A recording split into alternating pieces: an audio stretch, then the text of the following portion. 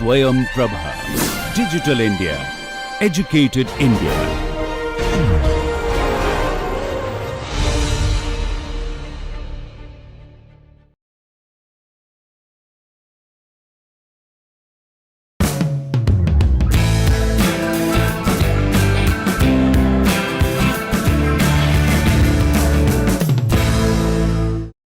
Hello everyone, welcome back. Till now we have solved problems where the back pressure outside the nozzle was brought down from P0 all the way down to third critical pressure. Till yesterday we have done up to that point. That is, we also took care of over expanded flow. Now we will go for the remaining portion. Only thing left is under expanded flow. Okay. When we think about under expanded flow, what do we mean? We go back to the plot again.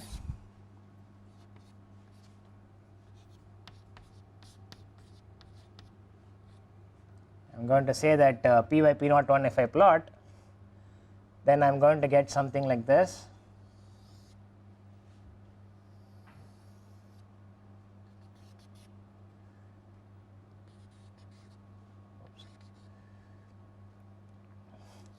This is my P critical 1. If there is a shock at the exit, and that becomes P critical 2. This is my P critical 3. Everything is divided by P01. Okay. So now we want to solve the cases where the pressure is below this P critical 3. Initially we said the flow changes inside the nozzle itself up to P critical 2. After that we solved yesterday last class where we did this between these two cases, and of course we went up to a point where we said those oblique shocks that are forming at the exit finally become Mach waves, the weakest oblique shocks ever possible. Okay. We have gone up to a point where it becomes the weakest oblique shock ever possible, and that just completes to become a Mach wave. Now we are going to start from that point, and I am going to say I have a nozzle exiting exactly parallel walls, that is just for simplification, and then I am going to say I just barely have a Mach wave there. This is the condition I have. This is my Mach wave, and I am going to say this pressures are equal on both sides, outside and the exit, which means my jet will just go straight. There will be no difference. Jet will just go straight. Okay. Now, if I decrease the pressure here, what should happen? Then the P exit is more than the outside pressure, which means it has not yet expanded to that value. So that is why this is called the under expanded region. That pressure is the under expanded pressure region, which actually means, by definition itself, I am going to say it is under expanded means it still needs to expand more, right? It has not yet expanded fully. What should happen? It should form an expansion fan around this corner, starting from the first point where there should be a change, which is that exit point where it first meets the outside world where there is a different pressure. So at that point it is going to send out some set of expansion waves, and what should be the very first wave? Same as this particular wave you already drew, right? It should be the same wave, because the first wave in an expansion wave is the same Mach wave. It will all be the same. Okay. So your expansion oblique shock that was inside just came out slowly and then became your Mach wave. After that, if I keep decreasing my back pressure, then it is going to continue from there and send out expansion waves that way. Okay. Now I will have a set of expansion fans like this. When the flow is expanding, velocity will be going outward, right, and I have to draw the arrows correctly. Anyway, I have to remove the jet boundary.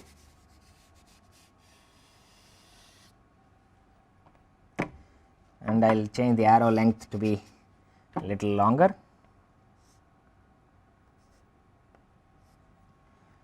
Okay. So this velocity has now increased a little bit, it accelerated along with change in pressure. So, if this is the new velocity vector, then the very last set of fluid elements that are coming here will also be going parallel to this. So, that becomes your jet boundary. Any fluid that was coming in will be inside this line and a similar line this side. I have to remove my old jet boundary. So, this will be my new jet boundary and the flow velocity is like this finally. This is what you get when the velocity initially like this. Okay. Now again, since we have discussed the shock problem, I can go a little faster in this time, and I am going to say it is going to turn like this and the fluid just keeps going like this till the other set of expansion waves cross this one and just go all the way to the end. As I told before, they are just messengers, they are taking the message that the flow has a lower pressure outside. That information has to go all the way till somebody else says do not change anymore. Till that point it is just going to continuously send this information out all the way out there. Okay. Till where will it be accepted as is? Every fluid inside will accept whatever. Outside atmosphere is very strong, it does not want to change pressure. If I assume that to be correct, perfect, then I am going to say outside does not change at all. So, when this expansion goes and meets this dotted line, these pictures become bigger, that is why I started with a smaller picture at the beginning. Okay. So, this line is supposed to be one straight line, it is just going out like this till this expansion fan first wave goes and touches that. At that point this expansion fan goes and tells that your pressure has to decrease further. Okay. And think about it, this expansion fan is left running expansion fan, which means it wants to accelerate the fluid to the right, it is going like this, it is accelerating to the right, while this is a right running expansion fan, it is going to the right, which means it wants to accelerate the fluid to the left. Okay. Remember that if the expansion fan goes to my right, I will be told to move to the left. Okay. It goes the opposite. So, currently the fluid experienced a right running expansion wave and the fluid turned to the left and it is going like this. Now it is feeling a left running expansion wave. Now what will happen? Since it is a left running expansion wave, that is going to go until fluid should have more right velocity, or it should have less of left side velocity, that is what it is going to tell, right. So, at the end of it, it is going to go to a point where it becomes straight and even longer velocity vector than that, because it is also expanding the flow further, it is accelerating the flow even more, okay, and it is going to even higher velocity there. Same thing will happen this side. I am talking about this fluid element now, it is first facing a left running expansion wave, which means the fluid is accelerating to the right, okay, and immediately after that I keep going, I have to draw it symmetric also. This expansion keeps going like this, looks like I am not drawing very symmetrically, I will try and match the top one, close enough. And after this point, this fluid element is going to see a right running expansion wave. What does that mean? It is going to get a velocity towards the left. So, it will turn more or less to the right and more to the left. So, it is going to finally become this. Why should it become this? That is because the Prandtl-Meyer angle expected on this side is same as this side. Okay, that is the only reason. Ideally, if I have different pressure here than this, then this need not be very symmetric, some final flow will be some other direction, that can also happen. Okay. Currently we are not having that crazy setup, we are having simple enough atmosphere, both sides are same pressure. If I think about a very complex problem, then I can have this pressure different from this pressure and these expansions will not be symmetric, which means this will bend it by some angle, this will not bend it back by the same angle, it will bend it by some other angle, and the final fluid will have some net direction. And you can always expect that because now the jet will not go symmetric, it is going to be tilted to the down if this pressure is more than this pressure. Why? There is a pressure difference across this fluid element. Overall fluid element that is coming out is seeing that this pressure is higher than this, it is going to accelerate down net, right. That is one more way of looking at it. It has to do that eventually. Just think simple logic, it works most of the times. Okay. So, we will not pick that complicated case, we are going to assume symmetric problem, both pressures are exactly equal. I am not drawing it very symmetrically, but it is supposed to be symmetric. Okay. Doing something like this. So, let us say I want to draw both sides and try to make it symmetric, I will draw only one half. It is the simplest way to get through in engineering style. So, I am going to say I have this compression wave, expansion wave coming here, and now at this point this expansion wave is just telling the outside atmospheric fluid that it has to decrease pressure, but the outside atmospheric fluid is going to say no, I will never change my pressure. That is why this becomes your boundary condition. It is telling I am not going to change, you have to change your pressure. How does it impose it? It forces a compression wave on top of this expansion wave to negate it at that point. It will be exactly equal and opposite value.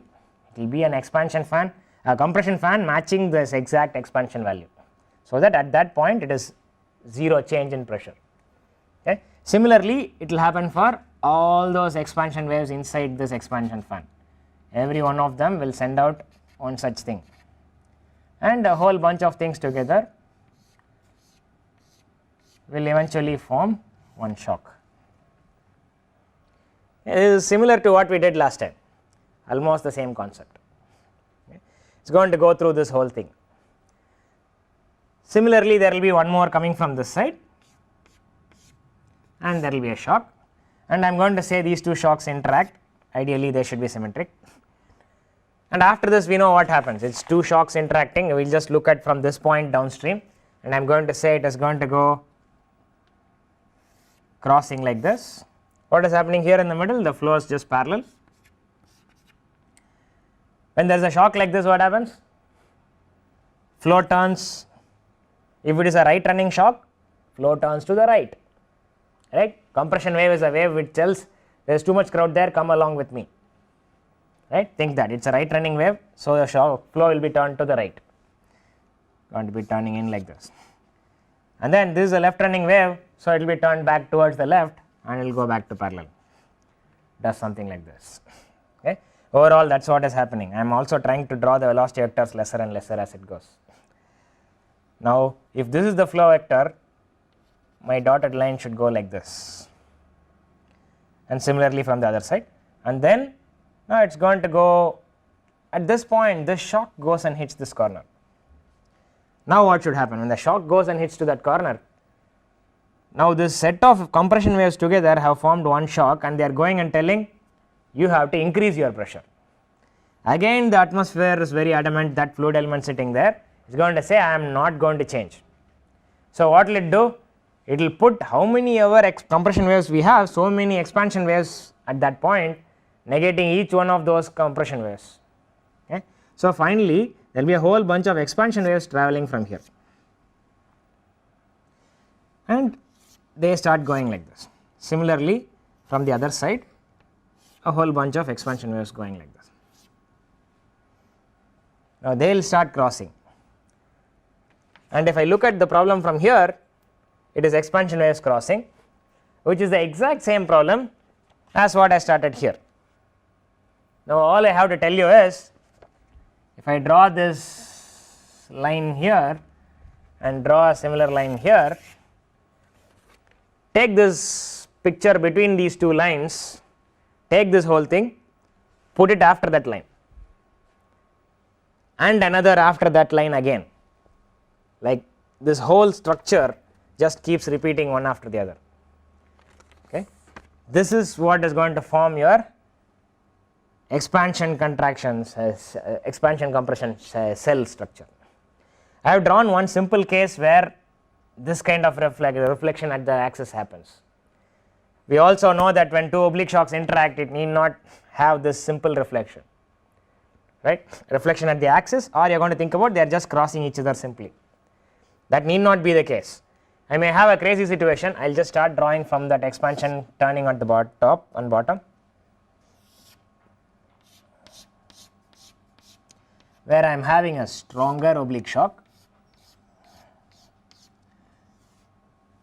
And now if my fluid is coming like this and turning very sharply, it may not be having enough energy to turn it back straight parallel.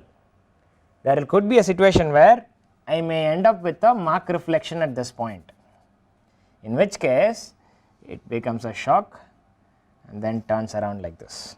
Now it will be more difficult for me to draw velocity vectors correctly, because it will cross the region. So we won't draw velocity vectors for now. It is going to do something like this. Now what is going to happen? The flow is going to have dotted line like this. This is my jet boundary now.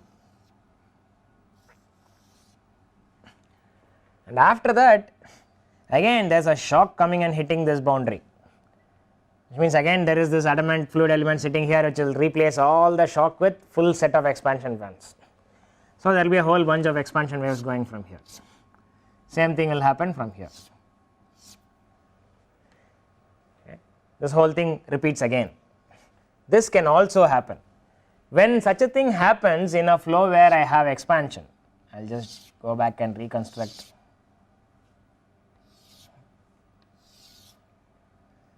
And I have my nozzle here. If I have my flow situation like this, if I have a case where I have an underexpanded jet and it forms this kind of a shock, typically if it is an axisymmetric nozzle, then what will be the shape of this normal shock? If I look from that side, it is an axisymmetric nozzle, it is like a tube. This will come out to be a circle, axisymmetric again, right? If that is the case, then it looks like a disc, okay? And since Ernest Mach explained this kind of phenomenon of shock reflection or shock crossing, this is called the Mach disk. Okay? This is called the Mach disk. Okay? So if you see books which are talking about underexpanded jets, they typically tell there will be a Mach disk. Okay? There could be a situation where the number of expansion fans is not enough. This is not number of expansion waves is not this small. It can be really high. It can be as high as this is the starting angle, but the ending angle could be somewhere here. I can have an expansion fan all through up to here. Can also happen. Okay? Let us pick such a case. I will draw only the top half and put a center line, because I won't have space otherwise. Okay. I am going to draw expansion. Starting will be the same as original Mach number, Mach angle, that you do not have a choice, but the pressure outside is extremely low, that my delta theta will be very high, because my delta nu is going to be pretty high.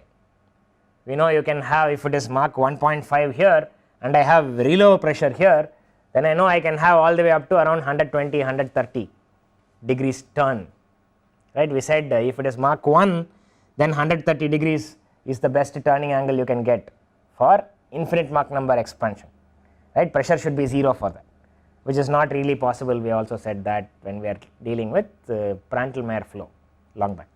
Okay. If I think about that case, I can tell that my angle can be more than 90 degrees also, right? Even if my Mach number is 2, I can have more than 90 degrees angle change if my pressure is extremely low here.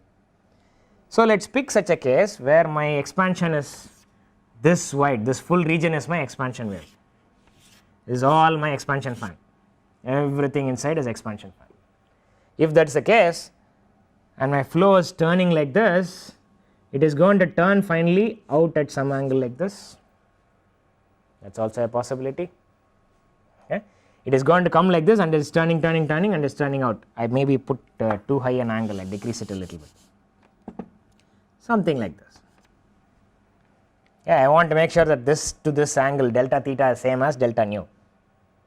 Should be, no, it need not be same as delta mu though. So I am probably okay with it anyways. So I am going to have something like this. and it is going out like this.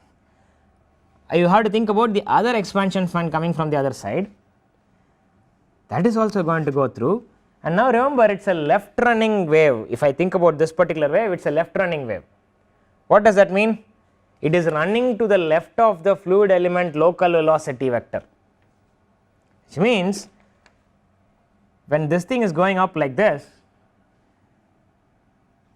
wave comes here, this fluid element is going like this, when this wave comes here, it has to run this way with respect to that fluid local velocity vector. Okay. So, it can even turn this way, this particular expansion fan coming here can also turn that way. Okay. Then you will have more complex phenomena happening here when this expansion goes and hits there and tells that it has to become a compression wave. Okay. Typically it is going to hit and come back as a compression wave from there. There will be a whole bunch of compression waves coming. If I think about this as my jet boundary, then it goes and hits there, and then from here there will be a compression wave coming back. Till here it is straight line. This is my first wave I said. Every other wave is also going to go hit and come back. So, my jet boundary becomes something like this. I will use some other color for jet boundary. Let us say I use this whatever orange color for this. Okay. Some such thing. Okay. If I use this as my jet boundary, I can tell that even before this expansion, the top one expansion goes there, this expansion goes and hits there, and I am going to tell that this whole set of, I have to use white now, some other expansion that is coming here is also going to do the same thing, it is going to hit somewhere there, and some other expansion wave that is coming here is going to hit somewhere there. All these starts to happen, and they are going to get this kind of jet boundary and a whole set of compression waves coming from all of these points. Every point from here will send out a compression wave. Okay. When all these compression waves are coming, they are supposed to be right running with respect to that local velocity vector only, which means it need not be going downward. Expansion, when the velocity vector is like this, it may still be running like this, that may be right running for that locally, right. I have just drawn it such that it makes it simpler for you to think about it. Okay. What happens is there is a whole bunch of these coming together along with these expansion fan, this one from this corner going and hitting the boundary. Okay. This is going to hit, at the same time some wave from here has started turning and that is also going and hitting there. Okay. All of them going and hitting, they are all going to start turning there. That will be a little stronger because two expansion waves go and hit, it will come back as slightly stronger compression wave.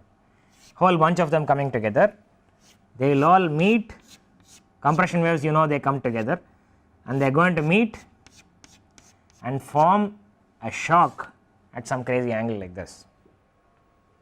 Okay. This also happens. When this kind of thing happens, this is going to experience the expansion fan from here also, that shock that is forming. Okay. Because of that you are going to see the fluid turning that way, right, similar to here. Here I did not draw the velocity vector, I will go back and draw it. This expansion is making sure that the flow velocity vector turns back to axis. So, here velocity vector is like this, as it goes through that way the velocity vector is becoming parallel, and the shock is supposed to be right running for that local velocity, which means that angle will slowly start turning like this as it goes. Okay. So, you will go to a point where the shock looks something like this. And I have drawn it as if the shock starts here, it could even start from somewhere here, anywhere here, depending on how many compression waves come together, it can be even from here, that does not matter really. Okay. And they are going to have a jet boundary, this is my orange color or whatever color that is, it is going to go like this. Okay. Now, the flow as it is coming along this region is going to slowly turn back to parallel before the shock. Okay. And after the shock, what should happen? It will turn back inward. Similar to this, but it is just more curved shock. Similar to here, after the shock, it is going to turn back inward. That same thing is going to happen in this region, and your jet boundary will also start turning like this. Okay. Now I will go extend my axis. At the axis, for this much of expansion, if I form all those expansions come together forming a shock, that shock is typically very strong near the axis. So when it crosses the axis, it goes through a Mach disk. I am drawing only one half of the thing, otherwise it is supposed to be a disk fully. Okay. It forms a Mach disk, and this also happens. This is typically a very under expanded jet. Okay. It has to expand a lot after it comes out. That is the case for this. If this happens, then you have one more extra feature which has a special name. Typically this happens when you are having rockets go out in space, that kind of situation when the chamber pressure is so high, exit pressure is going to be matched by the chamber pressure, not matched, it will be proportional to that, and if compared to that the outside pressure is almost vacuum. So you will have this huge expansion coming, and you will end up with this particular feature called a barrel shock.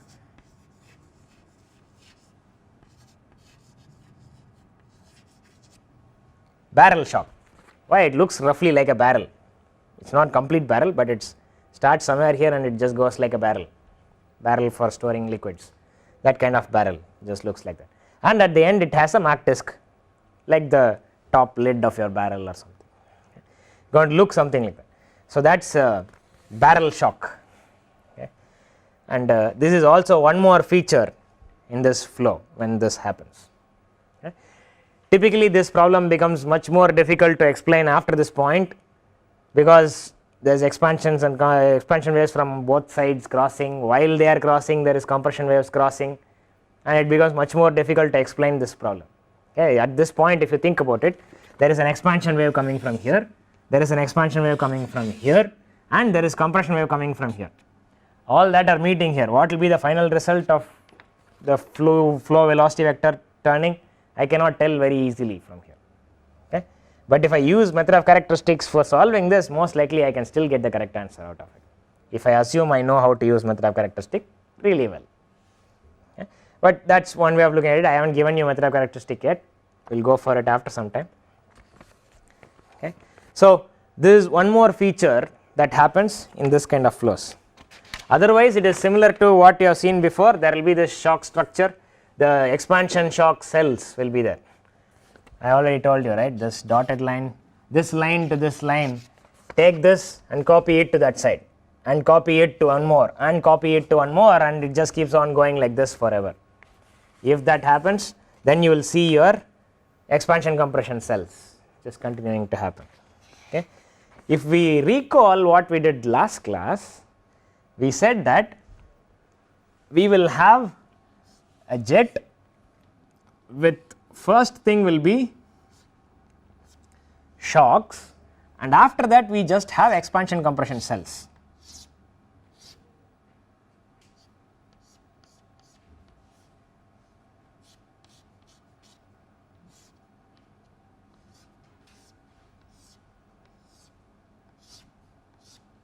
If you look at it, the only thing that repeats will be from here to here.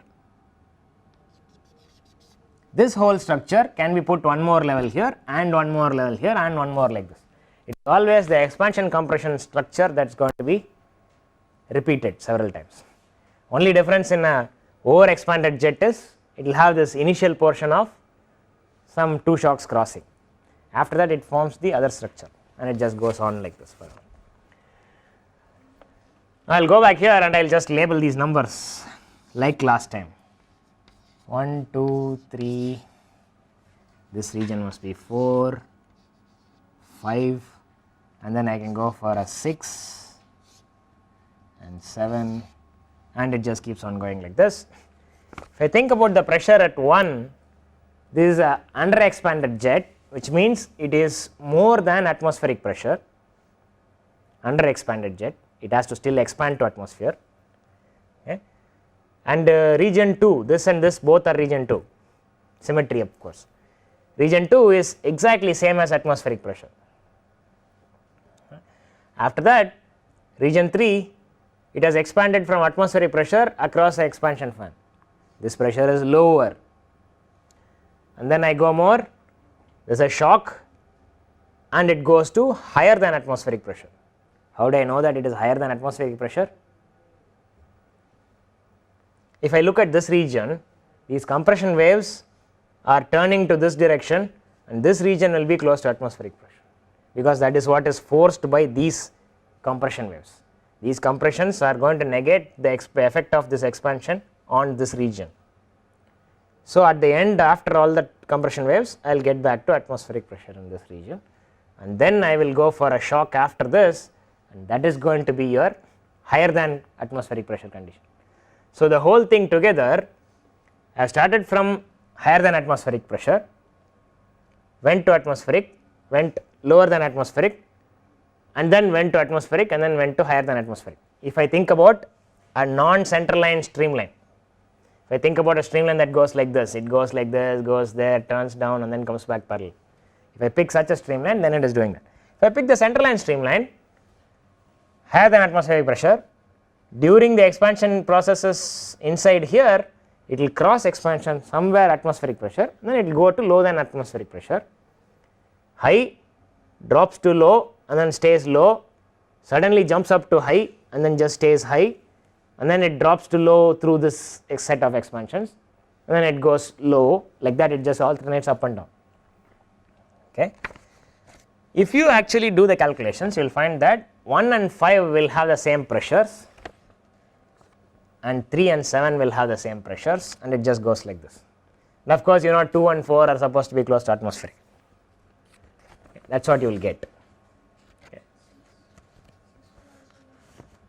6 is also atmospheric. Yeah, all the even numbers are atmospheric, and odd numbers 1 plus 4, 1 plus 4n will be something, and 3 plus 4n will be something else.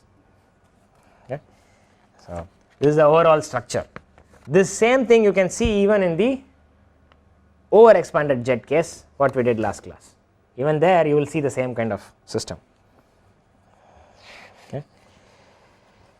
Now I have to talk about one more thing which I forgot at the beginning, that is when I think about a fluid slab that is coming here, like what we did last time for over expanded, fluid slab is coming here. What is happening to it? It is increasing in size. Is that logical? Yes, it is logical, because it is going through an expansion process. Why? Because the pressure outside is much lower. It is trying to occupy all the volume there, because there is nobody occupying it. It is much lesser pressure. Okay? It is expanding and occupying the space. So it is going up. And in the process, it has inertia. I want to think about it as inertia. If you think about, it keeps on increasing so much that the pressure at the center drops. When this happens, then they want to implode, come back in.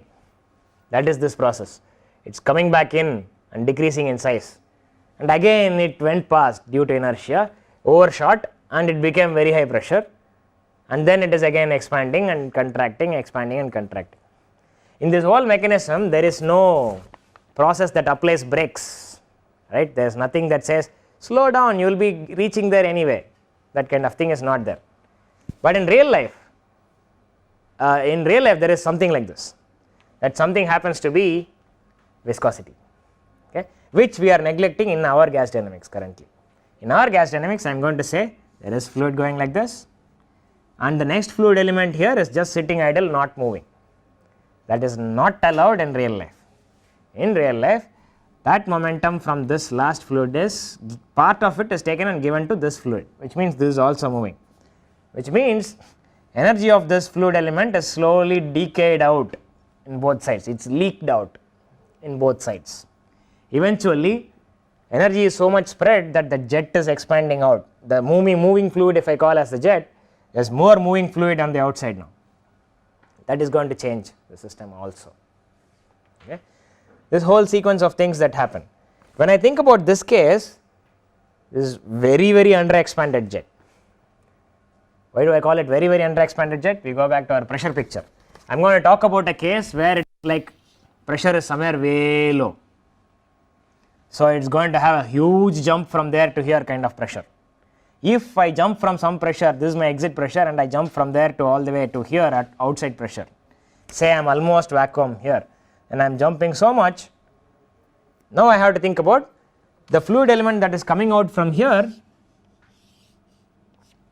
is going to expand from here suddenly to a really huge size, okay, and it is going to expand to something really big like this. Going to expand to a huge size. There will be times if you see some rocket flows, you will see a nozzle of the rocket like this and the plume will go like this. That also happens. If you think about what is happening there, whole set of expansion fans going all the way there, that the fluid that is coming here is turning around there. Okay? It is turning all the way out there, and after that this set of expansion fans that are coming here are turning around that fluid back to this direction. That whole set of things are happening out there, and if you have some such case, you will start having compression waves from here itself. It will form a much bigger barrel, start having a barrel shock like this at that point onwards. This happens typically in upper atmosphere. You will see barrel shock with a Mach disk kind of shape in rockets when it is flying way up, and you can see pictures of that in several websites. ISRO website also has pictures of this. If not, NASA website has it. You just go look at those pictures. It's nice to see these. Okay? These are also nice things to observe. Okay?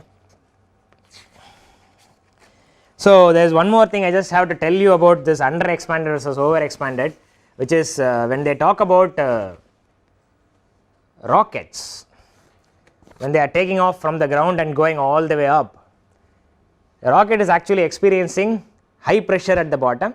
As it goes up, it is experiencing low pressure. What pressure am I talking about? The back pressure, okay, for the nozzle jet. So if you think about it, the PB is decreasing continuously, which means in my problem I am looking at that in my pressure plot I am starting from up and I am going down continuously. I may not be really starting at PB equal to P naught. I will be starting somewhere down there, but from that point on I am continuously going down. That is what is really the case, which means I will typically start with a over expanded jet to an under expanded jet. This whole sequence happens when a rocket is being launched, which you will actually see if you look at the plume size as you go. When you are beginning, no, this same rocket, I will erase one part of it. Let us say this is the high altitude jet plume like this. The low altitude thing will be looking more like this. That will be your rocket plume when it is taking off initially. It will not be looking very big compared to the nozzle size. It will just be looking, in fact it will contract slowly inward at the beginning, which says that my fluid coming here is turning inward. This is my shock, and of course remember that my plot is different across my center line. This is one picture, that is another picture. Okay? Initially my jet is going to be a very small thing, and when the pressure outside is decreasing, the jet expands to fill the space, and that is what you will see out here. Okay? This whole thing starts happening. Okay?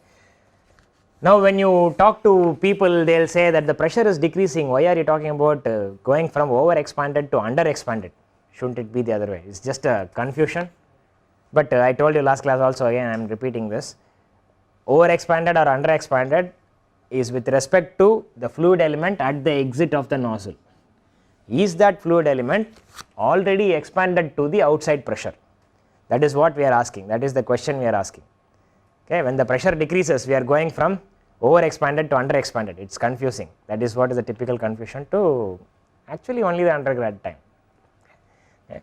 If you think about it, what we are talking about is pressure outside is decreasing, which means initially pressure was very high compared to this pressure, which means I have expanded too much this thing, this fluid, so it is over expanded.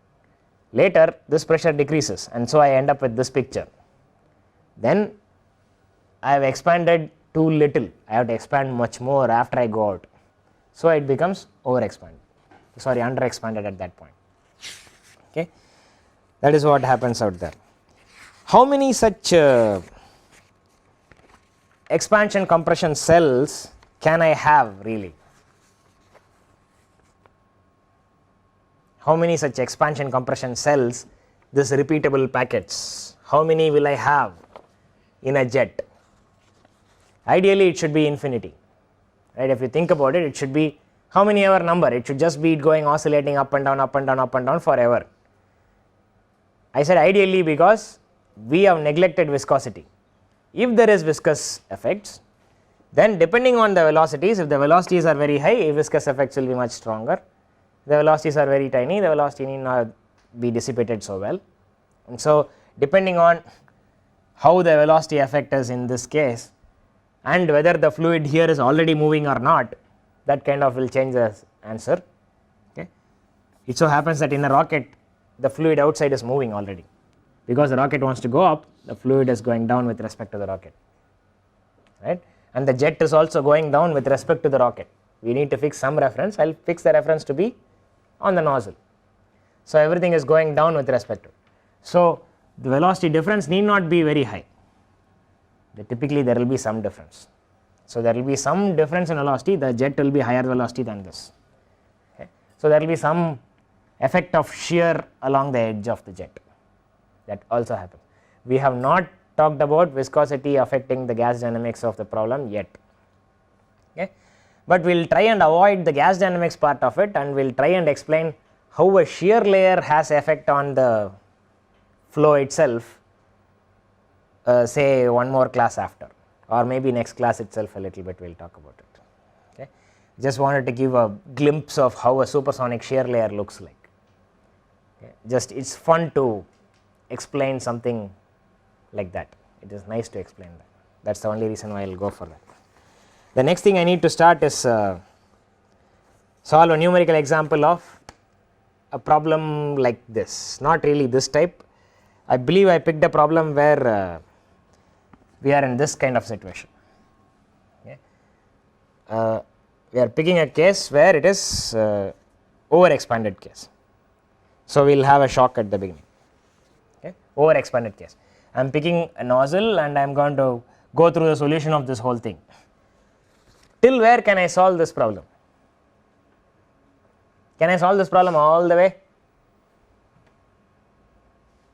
Looks like I can keep on solving this problem all the way. It so happens that it becomes complex when I have to think about there is a set of compression waves and they start forming a shock. Okay. At that region the problem becomes not simple to solve, and we will not solve after this point, we will solve till here, we will not solve any more of that. Okay. We will try and solve the problem up to this point. Okay. We will see how well we do this. Okay. What we have to do is, let us just go through the thing, I do not want to talk too much. I am having a P naught of 80 bar, something close to what typical rockets had some time back, and I am having exit Mach number as 2.0. I am picking such a nozzle, exit Mach number is 2.0.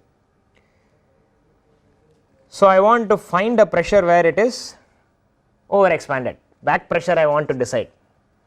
I am choosing my rocket to fly at different altitudes, I do not know what atmosphere it is, I am just going to pick some case. So I am going to say let us find a value below P critical 2 and above P critical 3. For that I need to know P critical 2 and 3. So P critical 2, how will I find that value? To find P critical 2 I need P critical 3, right, because you need to know the supersonic pressure and then multiply it with P2 by P1 at that shock. So P critical 3 we will find first, that number is related to P by P naught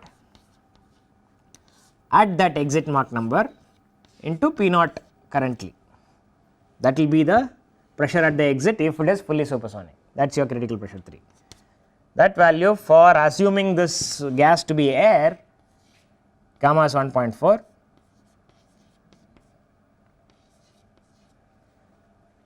we get to a number 1.024 bar. Okay. This is the number we have. This happens to be your P exit for this condition. Is that right? Because Mach number is 2, there is no shock inside my nozzle till that point. That also happens to be equal to my P exit for my nozzle. Now I will go for P critical 2. Now I will take P critical 3, multiply by P2 by P1, where shock Mach number is equal to exit Mach number. Okay. This is the only change I need to do, and that happens to be 1.024 into 4.5, which is 4.608 bar. Okay. These are the numbers we have. Now I want to find, now I want to choose the problem. I am going to pick some back pressure. I have to pick something in between these two for me to solve a overexpanded nozzle problem, overexpanded jet problem. So I am going to choose 1.5, okay, which is close to almost expanded kind of condition. I did not want to have a Mach reflection here. If there is a Mach reflection, it is difficult to solve. So I chose a case where I know is closer to P critical 3. So I am picking 1.5. So I am going to say I am going to solve a problem PB equal to 1.5 bar. This is the problem I want to solve. So how do I start?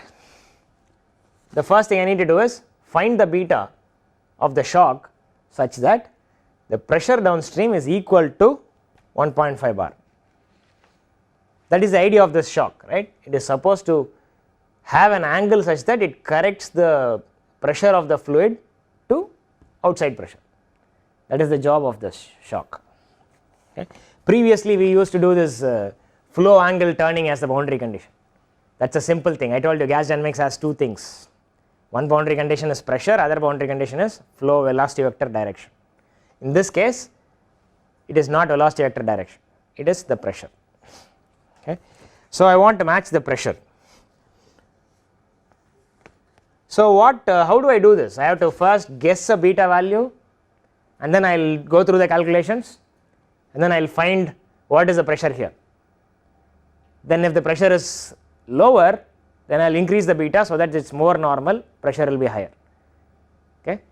Or if the pressure is too high, I will decrease the beta so that it is less normal, so the pressure goes down. That is the logic. What should I start with? What beta will I start with? Is there a range of betas which I can use, or can I use anything from 0 to 90?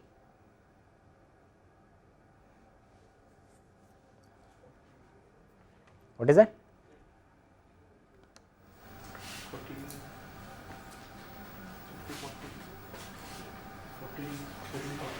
14 degrees. What is it? 40 degrees. Why 40 degrees? Is there any reason to choose that?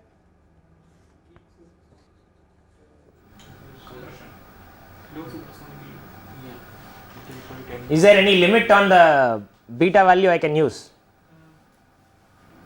Can I have all beta values for any particular case? What is the problem? Where is the problem? You have to remember your oblique shocks now suddenly. So what I have to think about is this. I will draw this picture and suddenly you will know the answer.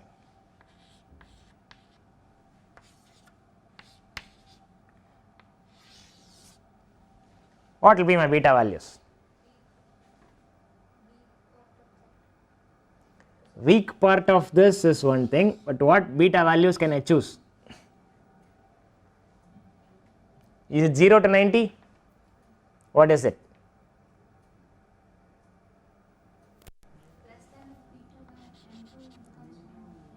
Mu to 90 degrees, that is all I can choose. Okay. It may so happen that I may have a solution in the strong side also, but currently we will say that it is only weak solution that happens. So ideally I have to guess somewhere between here and the weak. Okay. Let us say I will choose something close to this weak, the mu value, so that things will not be very wrong. What is the mu value for my Mach number? Mu for m equal to 2 is what? That you should know, 30 degrees. Okay. Sin inverse 1 by 2. Yeah, you should just know the answer to that. Okay. Sin inverse of 1 by 2. So now I have to go through this iterative process, which I don't have time for today. Iterative process goes for like 5 columns and so many rows. We'll do it next time. But I have to guess something close to this because I know my final answer is supposed to be close to Mach wave instead of oblique shock. Right? If it is a Mach wave, then my pressure will be 1.024 bar. That's my P critical 3. While I chose a 1.5 bar as my back pressure. So I want to choose something close. Let us say I will choose 40 degrees, 50 degrees, that kind of number. Start from there, and I know the answer should be somewhere between say 50 degrees and 30 degrees. We want to work through that with iteration and get to the answer. I know answer is definitely more than 30 degrees. So you have to see what should be the answer for this. That's not enough. Immediately after that I have to also find what is my jet boundary line.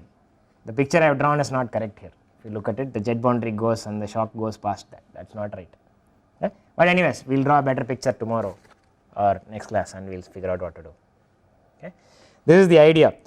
Now you just have to go through guessing betas, getting the pressure after the shock and try and match it with the back pressure. That procedure we'll go through next class. Then we'll see if we can go to supersonic shear layers also next class. Okay. We'll stop with this for today. See you people next time.